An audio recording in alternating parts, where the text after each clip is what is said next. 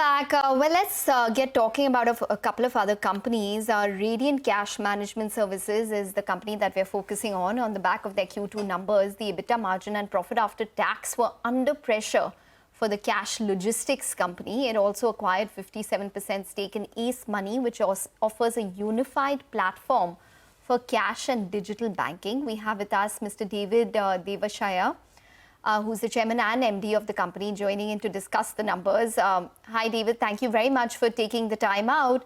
Well, before we start talking about the numbers, just wanted to understand this acquisition, 57% stake in Acemoney.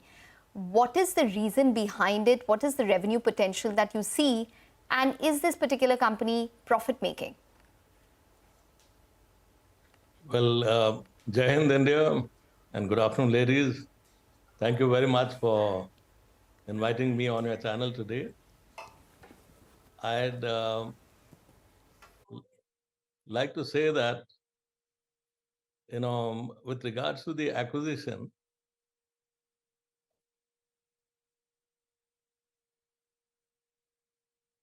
Yes, please go ahead. sorry, I think there was some noise in the background. No, we can hear you clearly. Please go ahead. Well, I would like to now speak about, before I come on to the acquisition proper. Sir, actually, we would like to know definitely about the acquisition first up, because we have your numbers and you have spoken about your guidance as well, but needed more clarity. The investors also wanted to understand what is the rationale behind this investment and what is the revenue potential that you're looking at going forward as well. Well, with regards to the acquisition, we acquired Acemoney, and Acemoney is basically providing digital banking solutions to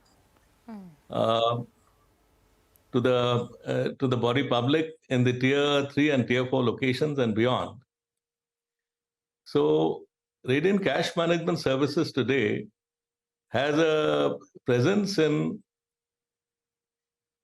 about 14,000 pin codes, and it is, at this point, we are really penetrated into the tier 3 and tier 4 locations. So we are looking at essentially two products that we want to take to the body public in these locations. One is the micro ATM, and the other is the QR code. And both of these are currently, the subsidies are being offered by the RBI. And each of these locations, we have our own cash executives working, our supervisory staff, so it will be our own workforce. So our fintech platform will be different in terms of the fact that we have our own feet on street. We have our own supervisory. Yes, we do get that. So what will the revenue potential from this particular company be? You said you will be EBITDA positive in next 2 years. Can you give us some numbers here? Yes, we are focusing on currently looking at approximately deploying over 1 lakh micro ATMs in the next 2 years with the RBI subsidy. And per micro ATM revenue potential is about 850 rupees per month. So we are looking at close to about 8.5 to 9 crores of additional revenue per month. And that over the next 2 years, this is what we are intending and what we are targeting currently. Is this particular company profit-making? At this point, it's not profit-making. This year, they're likely to be break-even. And we are looking at taking it from there. And it's a very natural strategic fit with us. That's a good part. You're expecting it to probably pressure your EBITDA and your profit in the near term then, which was already under pressure for the quarter. Yes, that's true. I mean, at this point, I'd like to explain, because we are getting thousands of retail shareholders joining us week on week, and a little bit about our company and where we are right now. At this point, we are in a consolidation phase. And we have, at this point, 65,000 outlets that we are servicing in retail cash management, giving us the largest market share. But what we are now doing is we are looking at the large market potential. Currently, the entire industry is servicing about 150,000 outlets. And the available opportunity is about 28 lakh outlets. So that's what we are now targeting. And we are consolidating and building on our platform to meet the requirement. In addition to that, we are looking at cash in transit, which we earlier were not looking at, and dedicated cash vans. The available opportunity is about 7,000 to 8,000 cash vans available, whether it is cooperative banks or it is public sector banks. And we are... Sir, because of paucity of time, I would just like to request you to give us some time and explain to us what will FY24 look like, because you've spoken about some pressure coming in there and you've guided for 20 to 25% growth earlier. Will you be able to achieve that in FY25? If you can quickly tell us that.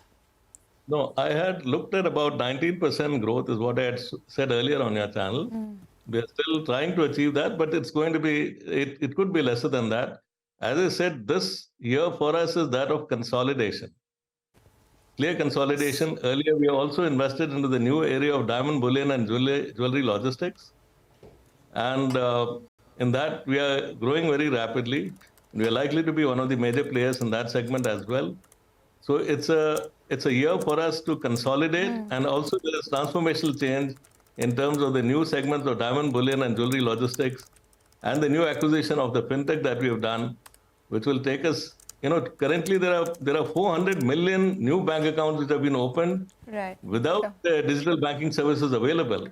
And we are ideally poised at that. So we are at the threshold of a large blue ocean of opportunity, but there has got to be a gestation period. I would love to do this yesterday, but I have to wait it out, and the gestation period is there, and new person hired, and promotional outflows are also there. Okay, all right. It's been a pleasure. Thank you very much for joining in and speaking with us. So that's Radiant Cash talking about the latest acquisition that they've made. It is probably going to break even this year. Company says it is a year of consolidation for them. That's Kaveri Seeds numbers performing well on the back of what has been a net profit surge which has taken place. Stock up around 3% odd. We'll take a break and be back with more.